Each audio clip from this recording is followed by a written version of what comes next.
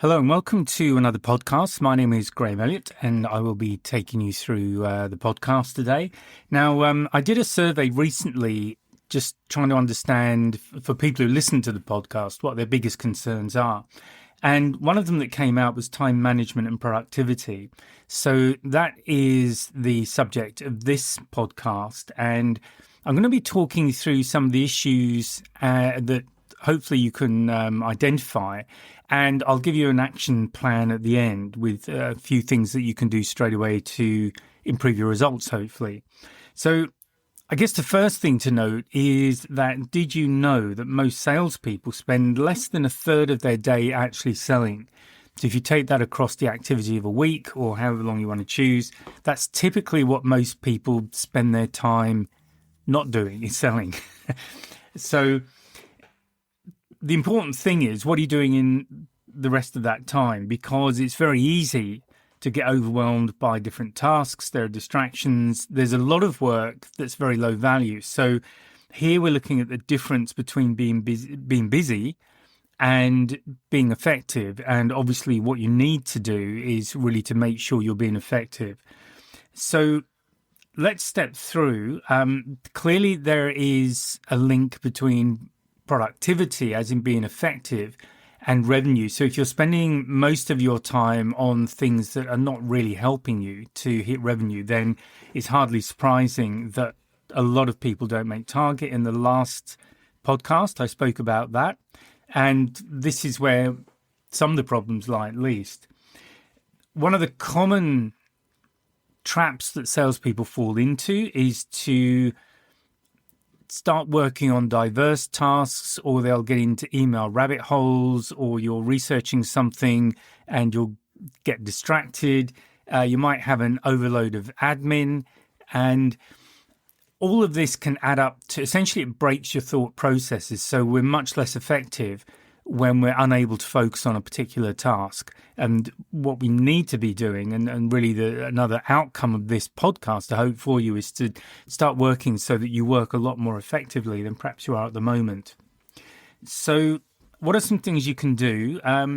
Most of these relate to time management.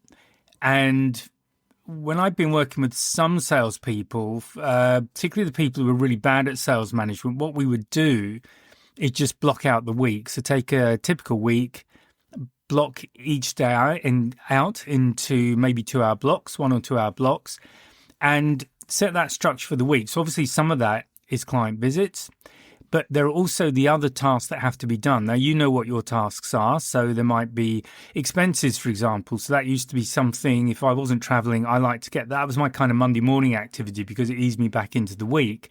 I'd normally start a little ahead of time, kind of ahead of the regular working day, if you like, but allow me to just sit down and do a fairly simple task, but kept it under control. And then I was a bit more tuned into the week because I was thinking back on the previous week. Also, speaking as a sales manager, the thing I didn't appreciate was somebody who did this, or only did it once, was to say, I think it was 3 months worth of expenses in one hit. It was just crazy. So do be respectful of the other people you work with as well and respect their time.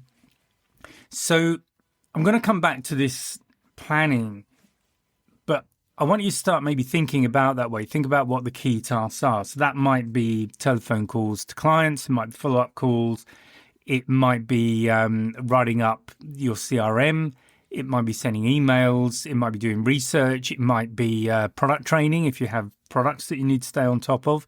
So all of these things need to be done, but you're a lot more effective if you can allocate time for them and have a typical weekly structure.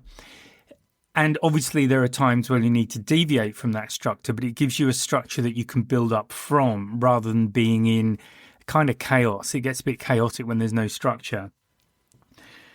Now, I'm going to talk about prioritization, and the thing that I want you to think about is the 80-20 rule. So that is that 80% of results often come from about 20% of effort, and that's the sort of well-known rule. So, for example, 80% of your revenue is likely to come from 20% of your clients or 20% of your deals. 80% of meaningful conversations might come from 20% of your prospecting efforts. 80% of wasted time might come from 20% of activities. That might be admin, low value leads, that kind of thing. Endless meetings. Meetings are a great way to burn up time if they're not actually giving you anything that will help you move forward and achieve your goals. So what I want you to do, and this is a really valuable exercise to do perhaps after the podcast, certainly if you're driving or anything like that. Just think of what is your top 20? So that could be your clients, your activities, what gets you the most results. So you could think of these as your high payoff activities. This is a phrase I heard from a trainer actually who did some training for my salesman on one occasion, and I kind of like that. So it's a case of stepping back and looking at what are the activities that will lead to you really generating your target. Get clearer on those and spend more time on them. And then also it's important to look at what are the 80% that don't make it into the 20s. So what are the low value tasks that don't move the needle, as it were? They don't get you close to hitting target.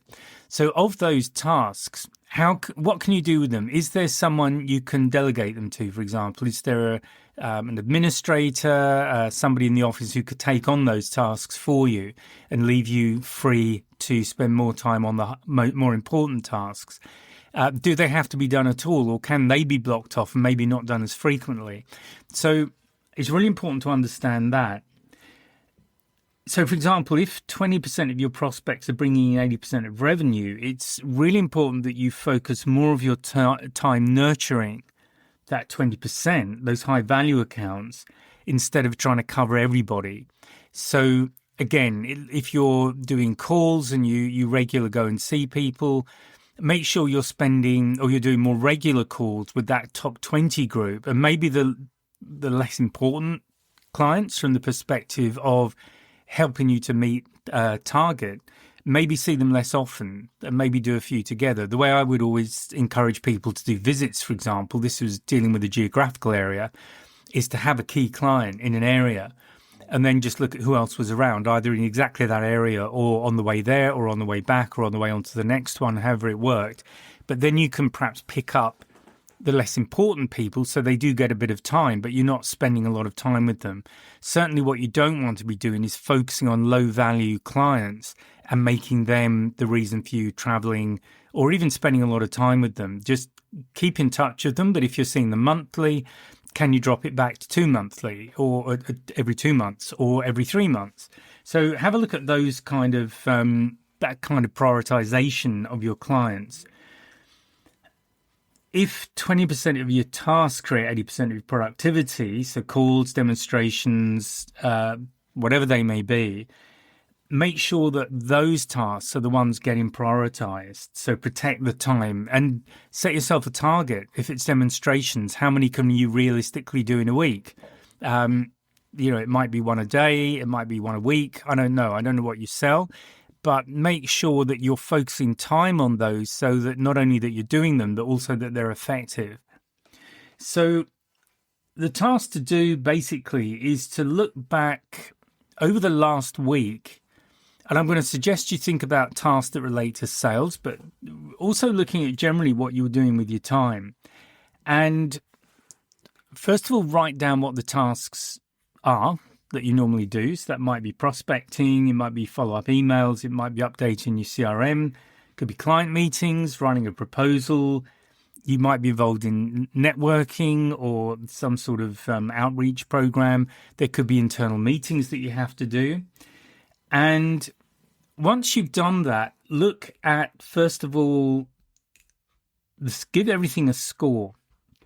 So in other words, taking each activity in turn, did this activity directly move you closer to closing deals or generating a good pipeline? So if it did, then maybe give it 2 points. If you're not sure, give it 1. And if it's a no, give it 0. And then look at how much time you spent on that activity. So you really ideally want to have a total for the week. So if it's something you do every day, how much time do you spend every day, or does it vary? But get some get some feel for just how much time you're spending on these tasks, and then how many points are those tasks worth in terms of getting you closer to your revenue target. And this will help you to identify the top 20%. So I like to write things down. I like to draw circles around things so I can really see what's going on. So circle the things with the highest impact score, so the ones that actually create sales conversions, meetings, deals, that kind of thing. Look at how much time you're spending on those versus everything else. And usually what you'll notice is that a small number of activities create the majority of your pipeline or of your revenue, depending on how you're operating. So the key thing to do with that is then to just make sure that as a priority, you are spending as much time as you can, really, or certainly as much time as is genuinely needed on those high value activities. And as I've said, look at how you can perhaps spend less time or no time on the low value activities if there's some other way of having them carried out. Now, I want to talk about one other thing, which is about mindset and habits. So these also, I think, are very important to help you get productive. So the very first thing is looking at your own energy. So making sure that you get enough breaks, that you're getting hopefully good sleep.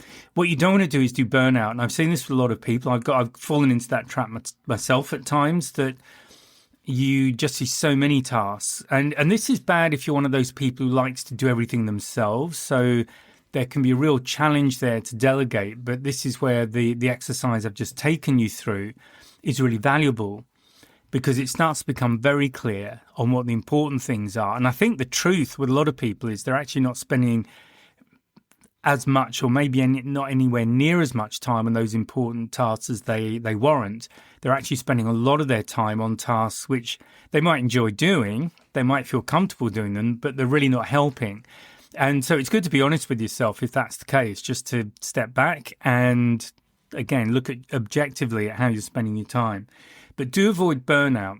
And this often comes from just doing too much. And in fact, if you're feeling overwhelmed, which is another issue that we can face when we've got a lot of tasks to do, typically we get overwhelmed because we're looking at everything. We're looking at all of the tasks that need to be done, and we're looking at how do we do them now, all of them. So the way to get around overwhelm, again, is to firstly write everything down, prioritize each task, and I've just given you some guidelines about how you can do that. And then focus on the high priority tasks first, because you need to get those done. Obviously, they're the most important tasks. But in focusing on one thing at a time, I think you'll find, I certainly found, that was a great way of handling overwhelm. And it's a really good feeling when you start getting something done, when you get that list of things to do and you're able to start crossing things off the list. So do protect your energy, because we're also much less effective when we're tired or exhausted or burnt out, or whatever it is. So do respect yourself and your energy. Also look at being disciplined. So don't set boundaries, be realistic about what you can do, and also say no when you have to. A lot of people will just say yes to everything, and then they get completely overwhelmed and they get into all sorts of trouble. So if you're asked to do something and you really don't have the bandwidth to do it, then say, no, I'm sorry, but I can't do that at the moment. I just really don't have the space to do that. A good thing as well to do is to be consistent. So however you decide to structure yourself and your time, do try and get consistent with it, because then it will become a good habit, and then you won't even be thinking about it. You'll be doing the way you're handling your time will be far more productive. It's a bit like going to the gym. There's that old thing about, you kind of make yourself go initially, you form it into a habit, and then you don't, things start to happen. So it's really important to be consistent. One of the things that I like to do is to round up each day by just looking at the top 3 things that have to be done the following day.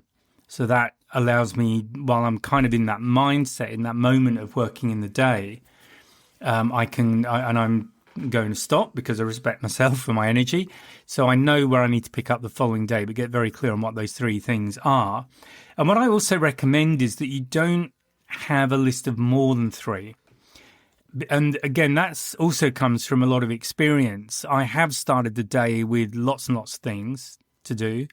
And generally, I'll find that I haven't been able to do most of them by the end of the day, plus other things have come up. And so I start the following day with an even longer list. And this can get very demotivating because you just feel like you're constantly drowning in a sea of tasks. So this is where the prioritization I've spoken about is really important. And this is where limiting it to 3. So if you do more than 3, that's a bonus. But do be realistic about it. Do pick the 3 things that have to be done. Or maybe there's only 1 thing has to be done and 2 nice to do. So whatever it is. But work on 3 because that generally is achievable. If your days are anything like mine, usually there's a lot of interruptions, so all sorts of things happen that you weren't thinking of, and I've found that 3 things is probably the realistic number to be working with. So, really, to recap, I'm going to keep this short because I think that the basic point's fairly simple actually. So just to recap.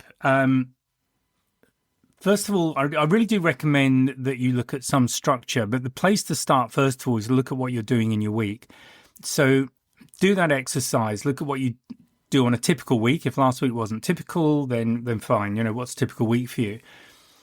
List out all of those tasks, rate them in terms of their importance. Are they a 2? They're really important. Are they a 1? Not sure. Are they a 0 where they're not important or don't contribute to your numbers? And then look at how much time you spend on them. And if you're not sure, then just keep a diary for a week or 2. Just write down how you're spending your day. That's a very good way of really getting accurate. And the more accurate your numbers are, the clearer the picture is. So do that and then look at where you're spending your time. So the high scoring activities, that needs to be where you're definitely spending time.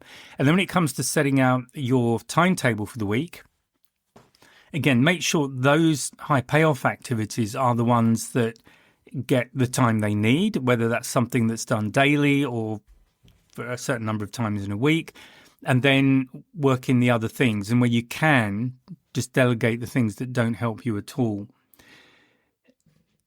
The other thing to look at is, I think, discipline. Don't get distracted. It's very easy to dive down rabbit holes, but I really recommend that you don't, and you really stay focused as much as you can.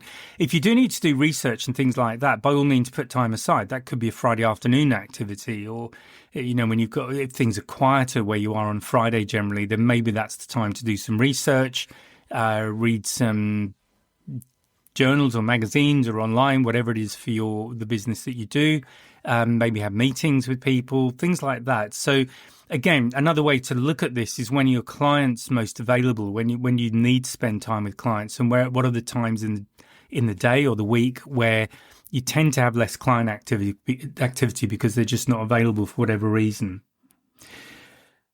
Okay, so that's my recommendation. Let me know how that works for you. Let me know what your important task is. Put it in the comments, or anything you've learned from doing the exercise. Please let me know. It's always good to get feedback and know that you're getting some value from this. And if there is anything else that you would like to see me cover in terms of maybe something that's keeping you awake at night in terms of selling, please drop a comment or an email, and I will very happily cover it in a podcast.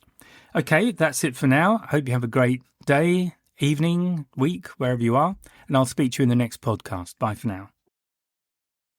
If you found this podcast useful and hopefully it's got you thinking, please sign up to my mailing list. There's a link in the description where you can just sign up, and I'll keep you informed of what's going on. There's also a link to a free 1-hour webinar. It's an on-demand webinar, and I'll take you through 3 things you can do right now to improve your sales confidence, and that includes handling objections and closing the sale. So please check out the links and please join the mailing list, and I'll speak to you next time.